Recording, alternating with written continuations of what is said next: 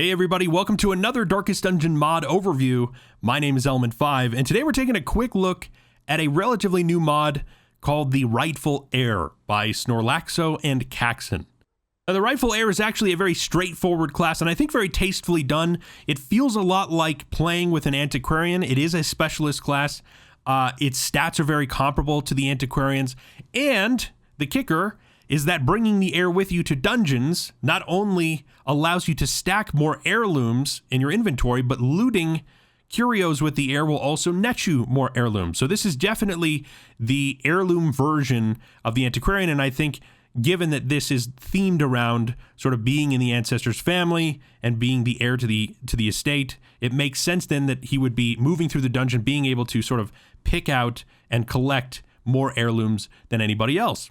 Also similar to the antiquarian, the heir has a mechanic so that the more of them that you have in your party, the more you can stack heirlooms in this case, which is kind of cool. You also get free laudanum when you take it to the dungeon, which I'm assuming is just because it's the closest thing to wine possible. But interesting also that there are some sort of stress-oriented camping abilities and stress-oriented healing stuff. So slightly different than the antiquarian, a little bit of shuffle. Definitely a lot of wine splashing, some stress healing, and then we also have a Resolve XP buff, uses per battle 1, so that's going to be kind of interesting to take a look at too. But before we get into all of that, let's take a look at the backstory for this class. As the description on Steam says, reared on tales of his family's former glory, the heir sought to reclaim it. Miscalculating the true extent of the nightmare that awaited him, and educated for a life of indolence, he is ill-equipped for adventure in both mind and body.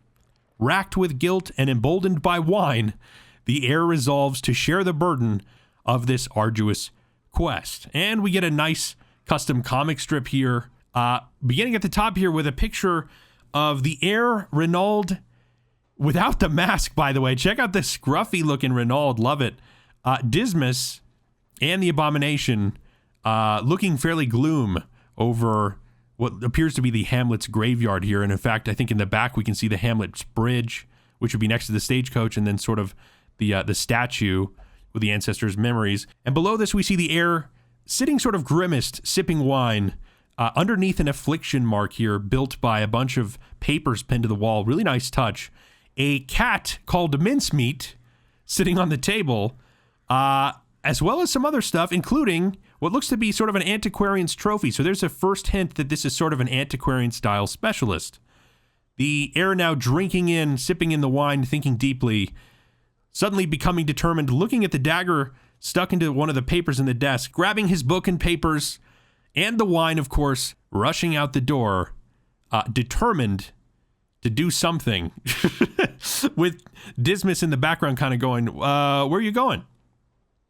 So there's a side comic here, which is a nice touch that helps to explain what's happening here in the backstory of the heir, which features him sitting at the Hamlet bar in between Renauld and Dismas saying, if I don't solve the family problem, I will run out of savings and antiques to sell, and I'll have to get a real job, with a bit of an affliction there. So obviously he's determined to solve the family's problems and stay unemployed for the most part. So he's out to find heirlooms, and it makes sense given, you know, his story and the fact that he's related to the ancestor and is going to be inheriting the estate, that he would be able to identify heirlooms in dungeons more easily and even carry them with more efficiency. So I kind of like it. Now, according to Caxon, the headcanon is that he's actually personal friends with Renauld and Dismas and sort of holds a soft spot for the Abomination. On a more silly note, the heir also comes with a cat trinket called Mincemeat. Mincemeat was a stray cat that stole the heir's dinner one night, and he vowed to chop her into mincemeat, but never got around to it, and now is too attached to get rid of her. So, a lot of kind of silly backstory here, and that is actually fairly common for the antiquarian-style specialist mods that we tend to see. That is especially true for the Hood, of course. Definitely true, I think, in the case of Librarian. This class feels, in a lot of cases, sort of Librarian-esque, as it does Antiquarian-esque. So, lots of fun, straightforward class. Let's get into how it works. So let's just take a moment to snapshot the stats of this class real quick. Max HP, 19. That is really pretty fragile. 7 dodge, 0 prot, 7 speed, nice and high speed here. 0 accuracy, 5 crit, so decently high crit, and damage 3 to 6. If we just compare this to the stats of a Seeker Antiquarian, for example, max HP 17, dodge 10, pretty high dodge here, 0 prot, 5 speed, decent speed, 0 accuracy, 1 crit, and 3 to 5 damage. So really quite similar in many cases. In terms of resistances, low stun resist, decent blight resist, regular death blow resist, and that for the most part is about it. Low move resist, but that's okay given the fact that we have a little bit of shuffle in this kit. So let's go ahead and jump into how this works, starting with the letter opener. Usable in any position is a melee attack that targets enemies in any position except for the last row. Moves the heir forward 1, accuracy base 90, damage modifier minus 30%, crit modifier plus 3%, and armor piercing, which means it negates prot. So the letter opener functioning like a very small and very sharp dagger, also coming with some movement. Really reliable in the fact that you can use it from any position and you can hit the back line. A devastating blow.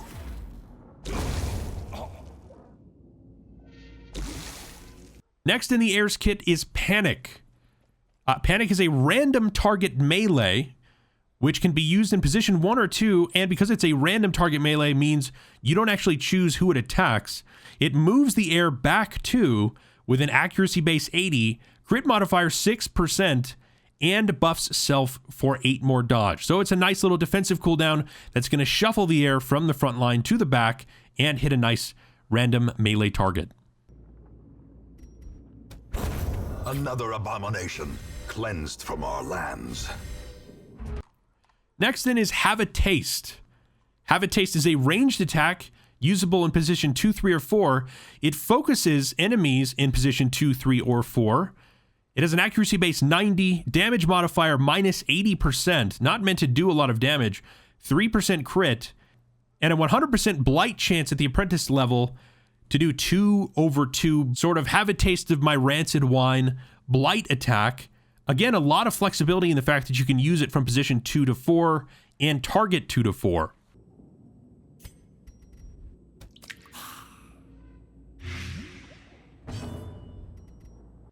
So now we come to the first healing ability of the heir, which is called A Snifter to Share. Usable in rank 3 or 4, is a heal 1 to 2 and a stress heal of -5, and then self stress +5 and heal 3 HP. So not only does it heal somebody else by sort of sharing a sip of wine with them and stress heal them, but it heals himself just a little bit more and stresses himself out +5, ostensibly because he's got to share his wine.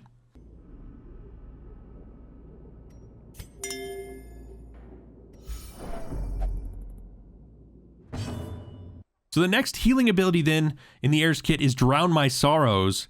Usable in any rank, it heals 3 to 3 and has a self stress heal of -5. So real straightforward, tons of flexibility, and really awesome if you just need to bring yourself off of death's door, if you need to be chipping away at your overall stress meter, and especially if you're just kind of calming things down at the end of a battle.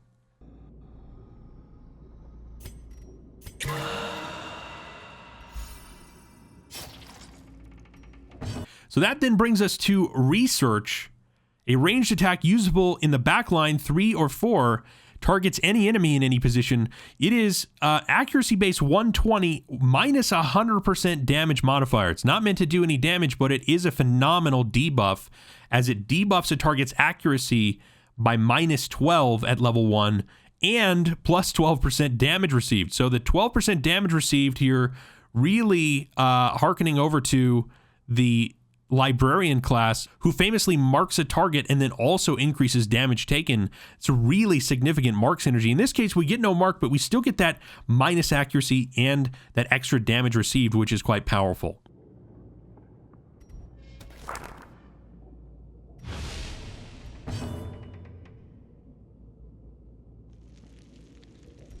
And finally, the last ability in the heir's kit is maybe his most interesting, Promotion is a use per battle 1, can only use it one time in any combat. You can use this in any position except 1. It stress heals your target for -6 and buffs that target for 10% resolve XP until the end of the quest. So the promotion, you know, I guess ostensibly the idea being that the heir is sort of learned, a bit of an educator, similar to the librarian.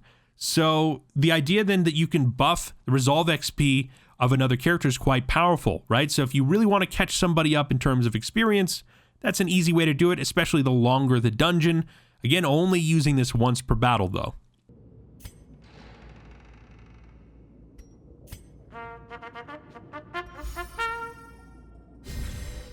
Now, I find that the heir fits in well with any sort of dancing or shuffling composition, since he can move himself around with the letter opener, move himself back with panic, for example. I think it sort of depends on what you want to do, and that's usually the mark of a decent mod, is that it's sort of flexible depending on the situation. We obviously have some blight, some healing, some stress healing.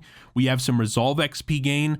We have some armor piercing and melee damage. I kind of like to at least have letter opener because it's so flexible in any position. However, if you're going to be going into a dungeon where you need to do some blight damage, then think about positioning for Have a Taste and throwing some extra blight damage down. Just need to be not in position 1 in this case. He also works well with other classes that have self-sustaining abilities, things like, you know, the Arbalist with her backup heal, the Flag. So he's just not a healer for the most part that you can use like a Vestal, because he hates sharing his wine, according to Caxton. So again, every time you use the heal, he's going to be stressed out, even though he's trading that stress for somebody else. Well, let's jump into the camping abilities for this class then. There are 4 unique camping abilities, starting with supplies. Time cost 1, self-only produces a random supply item. And I believe that is virtually the same as the antiquarians. So again, sort of a specialist class default camping ability here. But we also get this right next to it, which is motivational speech. The time cost 4, self-only 66% chance to add 25 stress, but the party has plus 10% damage for the next 4 battles, a 75% chance to add 10 accuracy for the next 4 battles, another 75% chance to get plus 10 dodge for 4 battles, and yet another 75% chance to gain minus 15% stress damage received for 4 battles. So this seems to me to be quite powerful. I have seen some pretty decent rolls come off of this during the camp. It's only a time cost 4. I could see this push to a time cost 5 myself because these buffs are so strong and the chance to roll them decently high. I think the fact that this is plus 25%, the 2/3 chance to gain 25 stress on the heir is interesting, but maybe not totally punishing enough unless your stress is already high, in part because we have Drown My Sorrows from any position and we can kind of chip away at that stress, right? A 25 stress means you're only going to need to use Drown My Sorrows 5 times to get that back down, whereas over the next 4 battles, you're going to be getting a lot of buffs out of this. So this feels really powerful to me and sort of specific to this class, and I think is kind of a mandatory take along. So then next is Fine Wine. This, on the other hand, is time cost 5. The party getting minus 15 stress, so there's some of the stress healing themed into this class, and minus 10% stress damage received for the next 4 battles. So time cost 5 here seems expensive, and it is, but I guess if you're going to do a party-wide minus stress and minus stress damage received, that is quite nice. I could actually, I don't know why, but I feel like the time cost for either of these could be swapped. This just feels across the board better to me than this for some reason, but I do like that this character is themed around, you know, just sort of being attached to the family, to the estate, to his friends, and the fact that he's drinking and bringing wine into the dungeon, and of course we're serving fine wine means why not everybody take a load off? And so finally that brings us to patched maps. These are ostensibly what we saw in the comic strip, pinned to the wall above his head. A time cost 3, self-only 25% scouting chance for the next 4 battles. Scouting chance obviously very valuable in Darkest Dungeon. It allows you to maintain control of your group moving through a dungeon and will also help you in just a ton of other ways. So for a time cost 3, I see this as being very valuable. And in my mind, I kind of feel like these two These two camping abilities in particular are kind of where the power comes from. These are sort of filler for the most part. And then if you're really having a hard time with stress, everybody drinks some wine for a very expensive time cost 5. Now, in terms of trinketing the heir, unfortunately, there's just not too much to say because, again, this is sort of like thinking about how you might trinket an antiquarian. The antiquarian obviously having very low heals, and this class also having low heals. So to buff the healing output and making this a more of a support class early on is not going to pay off very well. Later game, that's going to make a bigger difference, of course. You could think about going for ranged accuracy and blight here because Have a Taste seems like it's going to play well in the ruins as well as the cove. I think ultimately Caxton would suggest that you take a look for the cat trinket for a more offense heir. Anything that's going to increase the damage output of this class can make it more offensive, obviously, especially with letter opener. They also suggest you take a look for tasting wine and the university textbook for a more support version of this class. Big congratulations to Caxton and Snorlaxo for producing a fun and very tasteful, silly antiquarian alternative specialist. We've had a lot of fun with these, especially thinking about the librarian community project, and I love the idea that we have an heirloom version of this now that makes sense given that the backstory is that this is somebody who's supposed to understand the family and the estate's valuables. Make sure you don't miss out on the standalone Rightful Heir DLC Trinkets pack as well, which contains all of the brand new custom trinkets for Crimson Court and the Color of Madness. Don't forget that they are also developing a female skin for the heiress that will be attached to this with new animations and barks as well. Thank you guys so much for watching this video. Make sure to subscribe to the channel for more overviews like this one and everything else Darkest Dungeon. And make sure to join us here on Twitch at twitch.tv/ElementFive as we continue to jump into all the new modded content that the last couple months have thrown at us. I cannot wait to hang out with you guys. Thank you so much for watching, and we'll see you next time.